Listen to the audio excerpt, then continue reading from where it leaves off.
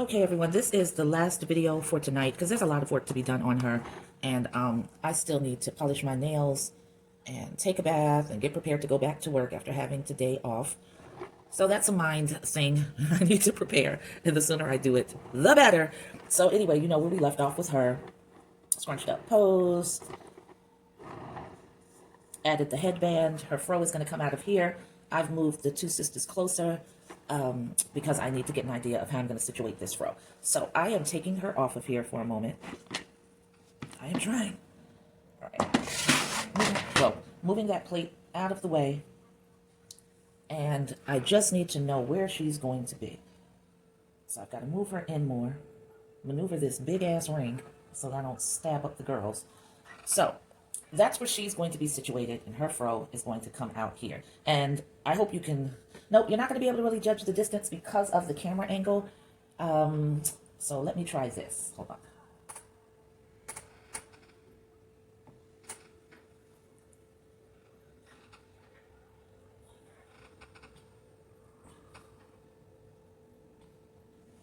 Can you see it a little better there? This is going to get shaky because I'm going to drag the tripod around so that you can see this angle. There.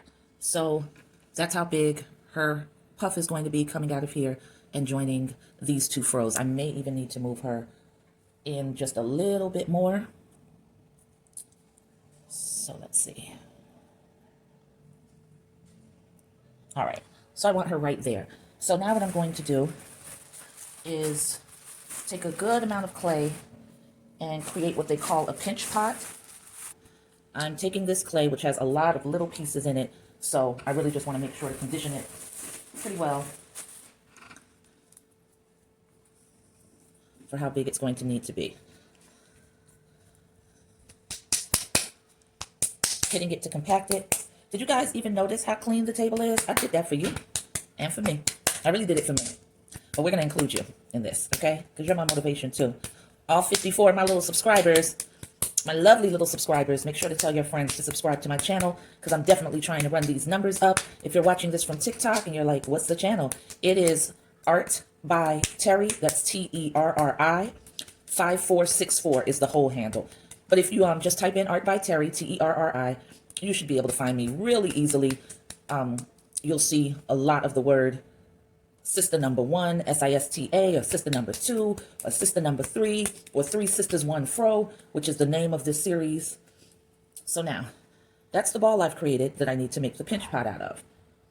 So that ball is going to be nestled right in there. I've got to pull her out once again so that I can figure out how this ball is going to be situated. So I'm moving so tenderly with her because the clay is still mad soft, and I'm not trying to disturb what I've got in place too much. So this is going to be her fro right here, joined to all of the other fros, and she's going to be placed right up against this part. So now what I'm going to do is just sort of gauge this area of the headband to see where to start making the pinch pot. So you make a pinch pot by pressing your thumb into the clay, widening it, and just pressing the clay in and compacting it against the outside by pressing your fingers together. Now, I don't do this perfectly because I normally don't do it, but I'm trying to save myself the time of having to hollow so much out. So you can see that's basically how her fro is going to fit. I probably didn't need to make this opening quite as wide, but that's not a problem. All you got to do is make it smaller by closing it up. This area right here is going to end up being serrated, and so will this area here. And then, of course, you know the deal. Grab my slip, lather it all over here, make it nice and thick, and then I'm going to press that onto here and use one of the tools or several of the tools to join the clay together and make sure that it's a nice, tight seam. Now, that is going to be happening last, and that's because I still have work to do on sister number 2, smoothing her out, getting all of this right. I still have work to do on sister number 1. I've had this area of their hair beneath a wet towel so that they can stay nice and moist and saturated, because I'm going to have to come in, you're probably using the fork, and just serrate and add texture to all of this so that the fro can be pressed up into it. So in creating the pinch pot, you're still trying to maintain that wall thickness that you want, which is about a pinky nail length, or some people say the pinky.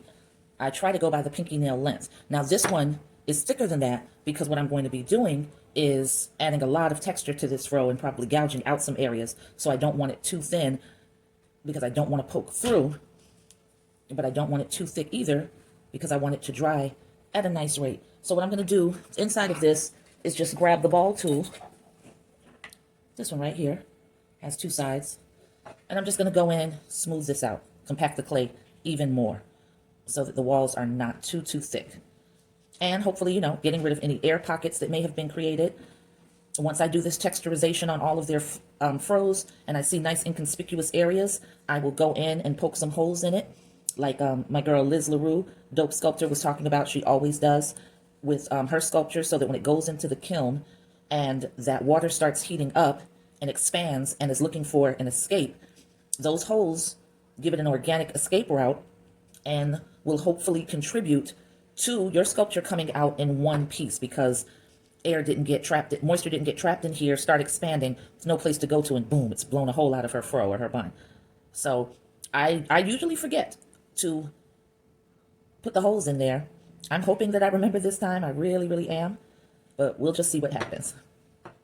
So I feel like I've compacted this enough, and that's just going to stay moist and off to the side until I'm ready to come back to it again. So once again, the fro is going to be nestled right in here, and then she's going to be placed, I'm trying to keep this wrong, she's going to be placed right up against it, and that will be the very last move. Will be joining them by the froze. These two have to be rejoined because they were taken apart, and all of that will happen after I have finessed her and made her outside a lot more smooth, and once I can be intentional with the clothing, because I know I just want her on something simple, so it's probably just going to be like a waistband that I put around here, maybe some sort of little crop top or something, some sort of detailing like that. But the clothing is not the focal point of this piece. The focal point of this piece is the very reliable and, yeah, the very reliable bond that Black women share over their hair. The texture, how we're going to style it, what fits our face, the fact that we still can risk not getting a job because of our hair, or getting spoken to about our hair at our job. The constant battle between, you know, natural and weaves and perms and all of that, which I say, you know, do whatever makes you feel wonderful. But there are a lot more races and cultures than us weighing in our hair. And one thing they can never do is take away that bond and that connection. So that's what three sisters represent. Just a sharing of the same type of texture and style. All right, so we are done with that. And like I said, that's a pinch pot, as they call it. And that's all that I want to do today, because I'm ready to get to these nails. And I really want to thank you for hanging out. As you can see, this table does not stay clean long, but it's still looking pretty decent. So when you see my next video tomorrow, we'll see what it ends up looking like. I appreciate you, and I'll talk with you soon. Peace.